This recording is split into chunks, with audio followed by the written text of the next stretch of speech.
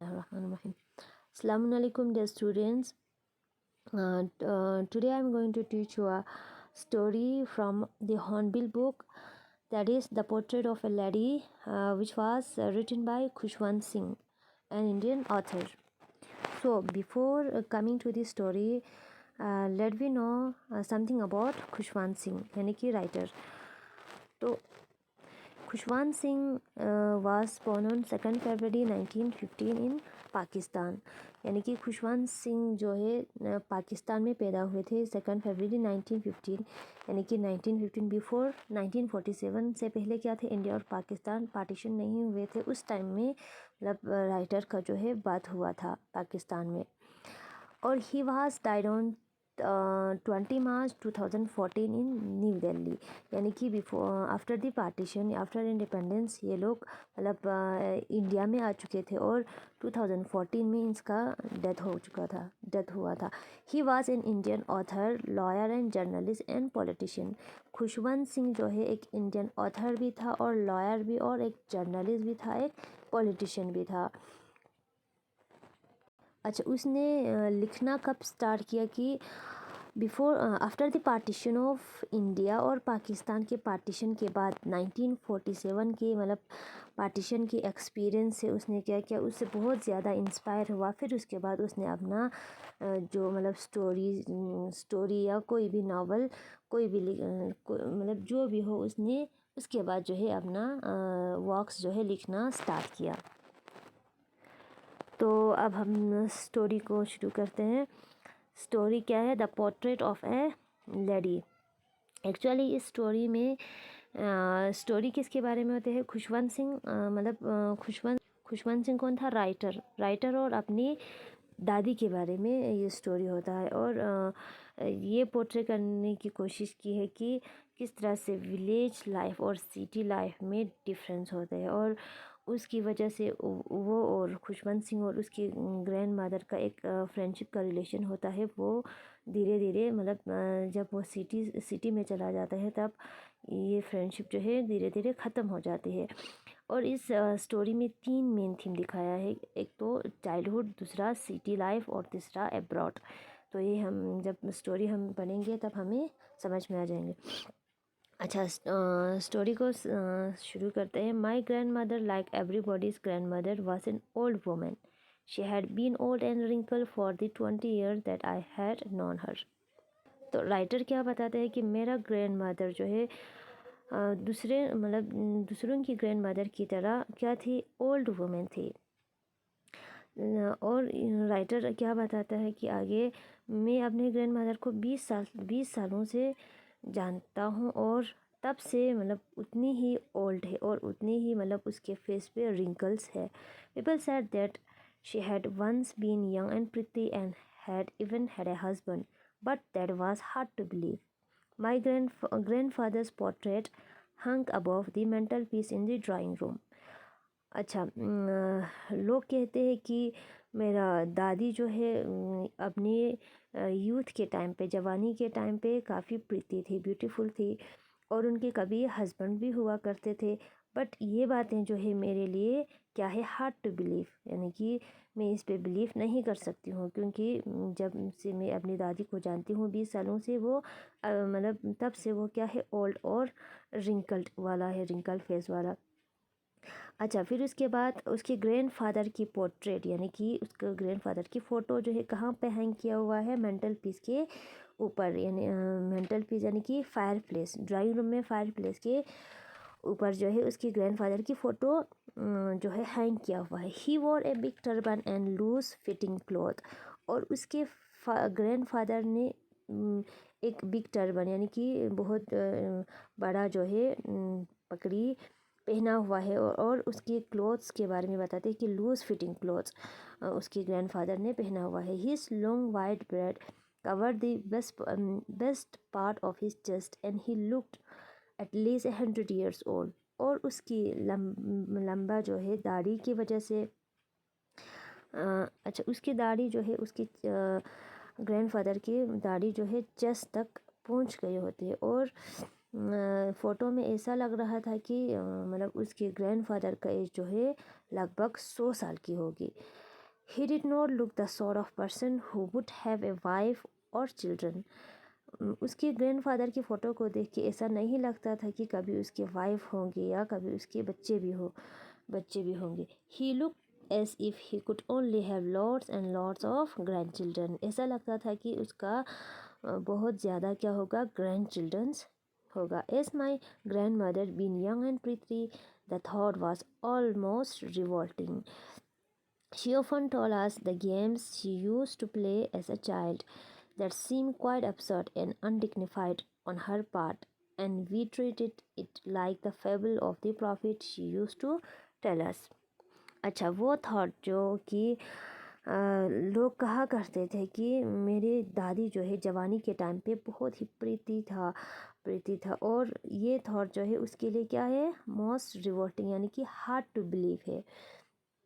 और उसकी दादी क्या करते थे कि अपने बचपन में मतलब चाइल्डहुड के टाइम पे कौन सा गेम जो है खेला करती थी, वो इनको यानी कि खुशवंत सिंह को बताती थी.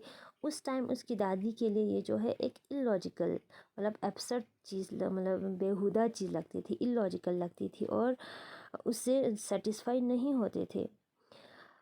अच्छा, लेकिन उनके लिए यानी कि खुशवंत सिंह के लिए ये एक फेबल की तरह है, किसकी, एक प्रॉफिट की फेबल की तरह लगती थी.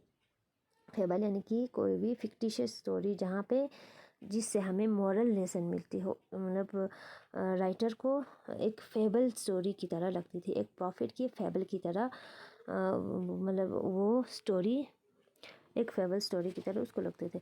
She had always been short and fat and slightly bent. Her face was crisscross of wrinkles running from everywhere to everywhere. अच्छा, फिर उसके बाद दादी के पोर्ट्रेट के बारे में, उसकी दादी की हुलिये के बारे में बताती है कि वह हमेशा से क्या थी, शॉर्ट थी और फेट थी, थोड़ा मोटी थी और स्लाइडली जो है बेंड हो चुकी है. मतलब ओल्ड एज में अक्सर होती है ना कि कमर से थोड़ा बेंड हो चुकी होती है, तो इस तरह से उसकी दादी भी हो चुकी थी. और इसकी फेसेस पे क्रिस क्रॉस ऑफ रिंकल्स जो है, रिंकल्स हर जगह से मतलब हर जगह जो है उसकी फेस पे रिंकल्स आ चुकी थी. No we were certain she had always been as we had known her. जब से मैं जानती थी अपनी दादी को 20 सालों से, तब से वैसा है कि पूरा फेसेस पे क्या है, रिंकल्स है. Old, so terribly old that she could not have grown older and had stayed at the same age for the 20 years. और ऐसा लगता था कि मतलब 20 साल से मेरी दादी जो है इसी एज पे क्या हुआ है, स्टेट हुआ है, इसी एज पे रुक गया है. और मुझे नहीं लगता था कि मेरी दादी जो है अब जो है बुरी होती जा रही है, ऐसा नहीं लगता था. She could never have been pretty but she was always beautiful. यहाँ पे क्या बताते हैं कि वो कभी भी प्रीति नहीं थी लेकिन ब्यूटीफुल थी.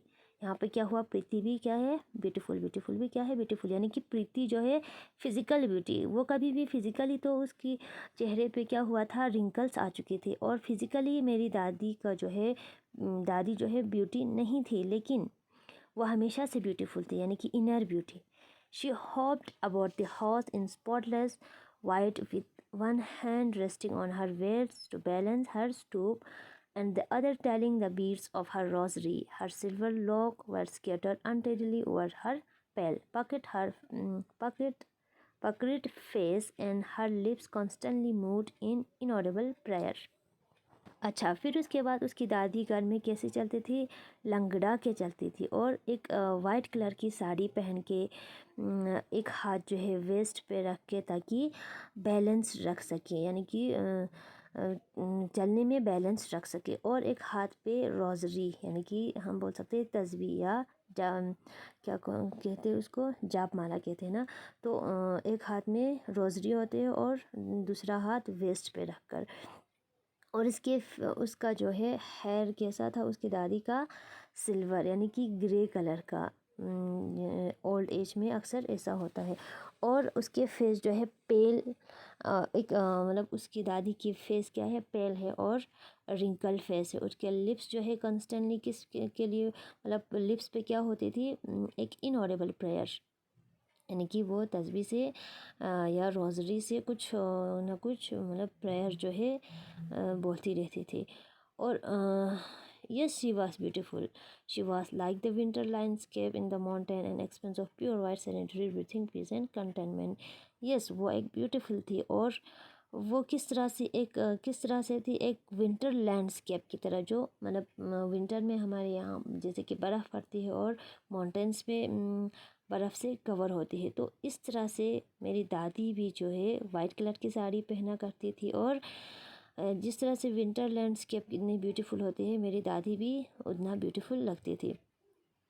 और उसको अपनी मतलब उस काम से या अपनी कामों से जो वो किया करती थी, या रोज़ प्रायर उसकी मतलब हमेशा उसके लिप्स पे प्रेयर होती थी, उनसे ये क्या मतलब उसकी दादी जो है पूरा सेटिस्फाइड थी। आगे नेक्स्ट पैराग्राफ में देखना। अच्छा, नेक्स्ट पैराग्राफ में बताती है कि उसकी ग्रैंड मदर जो और राइटर के बीच एक गुड रिलेशनशिप थी, और वो दोनों एक अच्छा खासा क्या था, वो दोनों एक अच्छा फ्रेंड था। और राइटर का पेरेंट्स जो है सिटी के लिए मतलब सिटी में रहते थे, और राइटर और उसकी दादी जो है विलेज में रहा करती थी। और उसकी दादी क्या करती थी, सुबह उठ के उसको स्कूल के लिए रेडी करती थी, और मॉर्निंग प्रेयर भी पढ़ती थी, एक मतलब मोनोटोनस वे में, यानी कि एक बोरिंग वे में। और उसके बाद उसको बात करके उसको ड्रेस करती थी, यानी कि स्कूल के लिए उसको तैयार करती थी। अच्छा, फिर उसके बाद उसकी दादी सुबह प्रेयर क्यों गाती थी, क्योंकि ताकि मतलब खुशवंत सिंह भी इसको सीखे, लेकिन कभी उसने मतलब इसको सीखने की कोशिश नहीं की। उसको बेशक दादी की आवाज़ अच्छी लगती थी, लेकिन उसने सीखने की कभी कोशिश नहीं की। Then she would fetch my wooden. अच्छा, उसके बाद ये राइटर का जो है वुडन स्लेट यानी कि तख्ती हम बोल सकते हैं उसको, उनको इकट्ठा करती थी वुडन स्लेट को, जो ऑलरेडी वॉश किया होता था। और येलो चौक और टीनी एक इंक पोट होता है, अर्थन मिट्टी का बना हुआ एक इंक पोट, और एक रेड पेन, उन सबको एक बंडल में बांध देती थी। फिर उसके बाद ब्रेकफास्ट में वो लोग क्या खाते थे, स्टील चपाती, यानी कि बांसी चपाती, ड्राई चपाती वो लोग खाते थे विद लिटिल बटर के साथ और शुगर के साथ। और वो लोग स्कूल चला जाते थे दोनों। She carried several. अच्छा, फिर उसके बाद वो उसकी दादी जो है कुछ स्टील चपातीस लेते थे अपने साथ, ताकि गाँव के कुत्तों को खिला सके। तो इंशाल्लाह इससे आगे हम नेक्स्ट वीडियो में पढ़ेंगे। आई होप आप लोगों को समझ में आया होगा। अच्छा, फिर खुदा हाफिज़।